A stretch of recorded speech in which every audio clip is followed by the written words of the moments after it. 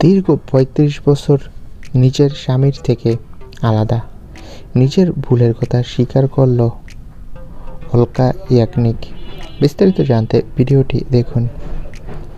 মিষ্টি কণ্ঠ আর অগণিত সুপারহিট গানের জন্য অলকা ইয়াগনিক আজও কোটি মানুষের হৃদয়ের শিল্পী।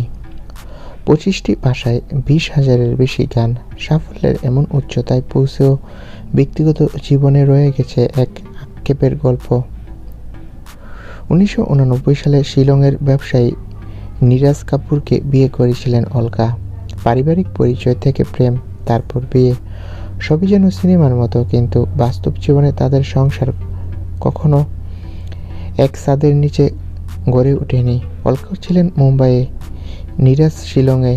দূরত্ব দিয়েই শুরু হয় তাদের দাম্পত্য জীবন।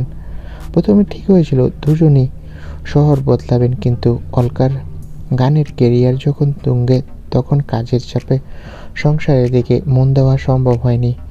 মুম্বাইয়ে একের পর এক সুযোগ, আর শিলংয়ে নীরাজের ব্যবসা, এই ব্যবধানই ধীরে ধীরে বাড়িয়ে দেয় দূরত্ব। এমন সময়ে এসেছে ৪-৫ বছর একে অপরের সঙ্গে যোগাযোগ পর্যন্ত বন্ধ ছিল, তবুও ভালোবাসা হারায়নি। পরে তারা বুঝেছিল আলাদা থাকে মানেই বিচ্ছেদ নয়। গত ৩৫ বছর ধরে লং ডিস্টেন্স বিয়েই তাদের বাস্তবতা। অলকা আজও স্বীকার করেন, নিজের সাফল্যের নেশায় সংসারকে সময় দিতে পারেননি। সেই কারণেই আজও মনে হয় জীবনের বেশিরভাগ সময় স্বামীর থেকে দূরেই থেকে গেলেন তিনি।